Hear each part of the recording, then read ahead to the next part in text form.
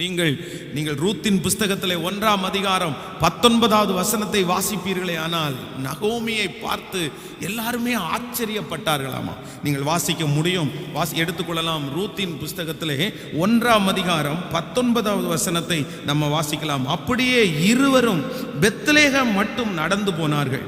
அவர்கள் பெத்லேமுக்கு வருகிற போது ஊரார் எல்லாரும் அவர்களை குறித்து ஆச்சரியப்பட்டு, இவள் நகோமியோ என்று பேசிக் கொண்டார்கள். நன்றாய் கவனிங்கள் ஆண்டவருடைய பிள்ளைகளே. ஊர்ல இருந்து ரிட்டன் வர்றாங்க. தன்னுடைய கணவனாரை இழந்து, தன்னுடைய பிள்ளைகளை இழந்து, இப்பொழுது ஒரு விதவையை போல தன்னுடைய ஊருக்கு கடந்து வராங்க. அப்போ ஏற்கனவே இந்த ஊர்ல இருக்கிற எல்லாருக்குமே தெரியும். எப்படி இவங்க பார்த்துருக்கணும் அப்படின்னா, இவங்க நல்லா இருந்திருந்தாங்கன்னா ஆச்சரியமா பார்த்துருப்பாங்க. அதான் நான் சில நேரங்களில் ஊருக்கு போகும்போது ஊரில் இருக்கிற யாராவது ஒருத்தர் பார்த்தாங்க அப்படின்னா நம்மளை பார்த்த உடனே ஆச்சரியப்படும். டே எப்படிடா கண்டுபிடிக்கவே முடியல, ஐயோ இன்னாருடைய மகனா நீ கண்டுபிடிக்கவே இல்லை அப்படின்னு ஒவ்வொருத்தரும் ஆச்சரியப்படுவாங்க. ஆனால் இவர்கள் எல்லாவற்றையும் இழந்து வந்ததுனாலே ஊரில் இருக்கிற எல்லாருமே என்ன பேசிக்கிறாங்க அப்படின்னா, ஐயோ இவன் நகோமியா, சே எனக்கு நம்பவே முடியல. எவ்வளவு சந்தோஷமா இந்த ஊரை விட்டு போனாங்க, எத்தனை லட்சங்களை எடுத்துட்டு போனாங்க, எத்தனை கோடிகளை எடுத்துட்டு போனாங்க. அதற்கு பிறகுதான் அவங்க சொல்றாங்க, நீங்கள் என்னை நகோமி என்று சொல்லாமல் நீங்கள் என்னை மாறாளி என்று சொல்லுங்கள். சர்வ வல்லவர் எனக்கு மிகுந்த கசப்பை கட்டளையிட்டார், நான் நிறைவுள்ளவளாய் போனேன். இப்ப எப்படி வந்திருக்கிறேன்? இங்கிருந்து போகும்போது என்ன ஆச்சரியமா பார்த்தீங்கப்பா. நீங்க எல்லாம் இங்கிருந்து போகும்போது நீங்க எல்லாம் ஆச்சரியமா பார்த்தீங்க. எங்களுக்கு இப்படி ஒரு சான்ஸ் கிடைக்கலையே, எங்களுக்கு இப்படி ஒரு வாய்ப்பு கிடைக்கலையே. உனக்கு பணம் இருக்கு, நீ போற. உங்க கணவனார் ஒத்துக்கிட்டாரு, நீ போற. உங்களுக்கு பிள்ளைங்க இருக்கிறாங்க, நீ போற. எங்களுக்கு அப்படி இல்லையே. ஆனா என்னை பார்த்து ஆச்சரியப்பட்ட நீங்க இன்னைக்கு நான் இந்த ஊர்ல திரும்பி வரும்போது என்னை பார்த்து என்ன பண்ணீங்கன்னா பரிதாபப்படுறீங்க. என்னை பார்த்த உடனே உங்களுக்கு பரிதாபமா இருக்காது. நீங்க இங்கே இருந்திருக்க வேண்டியதானே, நீ தேவையில்லாம போயிட்டியா. ஆனா ஒரு நாள் வந்தது, நகோமியை கர்த்தர் நினைத்தார். ரூத்தின் மூலமாய் ஆண்டவர் அவர்களை ஆசீர்வதித்தார். யாரெல்லாம் அவங்க மேல பரிதாபப்பட்டாங்களோ அத்தனை பேரும் சொன்னாங்களாமா, உனக்கு ஒரு பிள்ளை பிறந்துருச்சு, அது மட்டுமல்ல உனக்கு கிடைச்ச மருமகா உன்னதமான தேவனுடைய கரத்திலிருந்து கிடைக்கப்பட்டவள். ஹல்லேலூயா. உனக்கு நீ ஒரு கவலையும் இல்லை, உனக்கு சந்தோஷமான நாள். நீ சந்தோஷத்தோட தேவனிடத்தில் போவாய். நான் விசுவாசிக்கிறேன். இன்றைக்கு ஒருவேளை இந்த சத்தியத்தை, இந்த ஜபத்தை கேட்டுக்கொண்டிருக்கிற ஆண்டவருடைய பிள்ளையே, ஒரு நாள் நீங்கள் மனுஷனுக்கு முன்பாக ஆச்சரியமாய் பேசுகிற அளவுக்கு நீங்கள் இருந்திருக்கலாம். உங்களை பார்த்து ஆச்சரியப்பட்டு நிறைய பேர் பேசியிருக்கலாம். உங்க வாழ்வு எனக்கு வராதா சார், உங்களை மாதிரி நான் இருக்க மாட்டானான்னு பேசியிருக்கலாம். ஆனால் அட் பிரசன்ட் இப்பொழுது உங்களுடைய வாழ்க்கையிலே அடித்த சில புயல்கள், அடித்த சில மன கஷ்டங்கள், உங்களுடைய சில நஷ்டங்கள், எல்லாரும் உங்களை பார்த்து பரிதாபப்படுற அளவுக்கு ஒருவேளை நீங்கள் மாற்றப்படலாம்.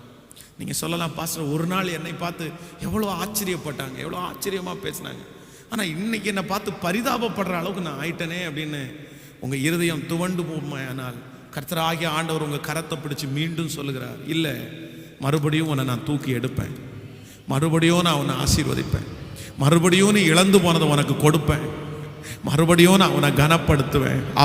அப்போ அந்த நிமிஷத்துல உங்களை பார்த்து இனி பரிதாபப்படுகிறவர்கள் இல்லை என்கிற அளவிற்கு, ஆச்சரியப்படுற அளவிற்கு கர்த்தர் உங்கள் தலைகளை, உங்கள் பிள்ளைகள் தலைகளை உயர்த்துவேன் என்று வாக்கு கொடுக்கிறார். நம்புறவர்கள் கரங்களை தட்டி கர்த்தருக்கு நன்றி சொல்லுவோம். ஹல்லேலூயா, ஹல்லேலூயா, ஹல்லேலூயா. ஆமென். நான் விசுவாசிக்கிறேன். இனி என்னை பார்த்து பரிதாபப்படுகிறவர்கள் ஒருவரும் இருக்க மாட்டார்கள். காற்றை நாம் காண மாட்டோம், மழையையும் பார்க்க மாட்டோம். காற்றை நாம் காண மாட்டோம், மழையையும் பார்க்க மாட்டோம். வாய்க்கால்கள் நிரப்பப்படும், இன்று வாய்க்கால்கள் நிரப்பப்படும். இயேசுவின் பிள்ளைகள் நாங்கள், எப்போதும் மகிழ்ந்திருப்போம். இயேசுவின் பிள்ளைகளே எப்போதும் மகிழ்ந்திருங்கள். இயேசுவின் பிள்ளைகள் நாங்கள் எப்போதும் மகிழ்ந்திருப்போம். இயேசுவின் பிள்ளைகளே எப்போதும் மகிழ்ந்திருங்கள்.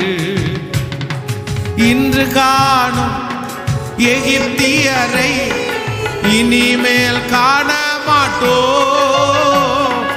இன்று காணும் எகிப்தியரை இனிமேல் காண மாட்டோம். நமக்காய் யுத்தம் செய்வார் இயேசு, நமக்காய் யுத்தம் செய்வார். இயேசுவின் பிள்ளைகள் நாங்கள் எப்போதும். ஓ இயேசுவின் பிள்ளைகளே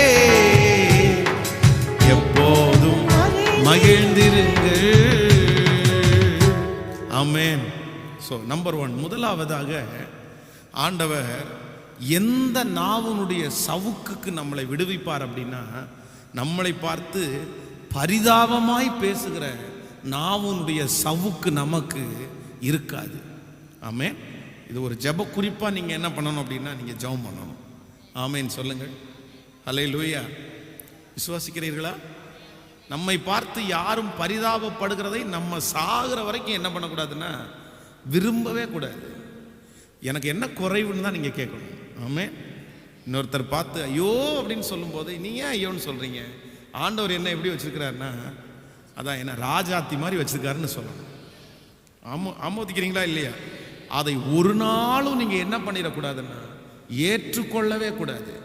நம்முடைய வாழ்க்கையில் இருக்கிற ஒரு மிகப்பெரிய ஆபத்தை என்ன அப்படின்னா, நம்மை மனிதர்கள் அழிக்கிறதுக்கு எப்படி தான் அழிப்பாங்க அப்படின்னா இப்படி தான் அழிப்பாங்க. நம்ம மேலே அதான் நான் அடிக்கடி சொல்லியிருக்கிறேன், நம்ம மேலே பரிதாபப்படுகிறவர்களை எப்பொழுதும் நம்ம கூட வச்சிருக்கவே சொல்லுங்க வச்சிருக்கவே கூடாது. நம்ம மேலே யாரும் பரிதாபப்பட வேண்டியது இல்லை. ஆமேன் சொல்லுங்கள்.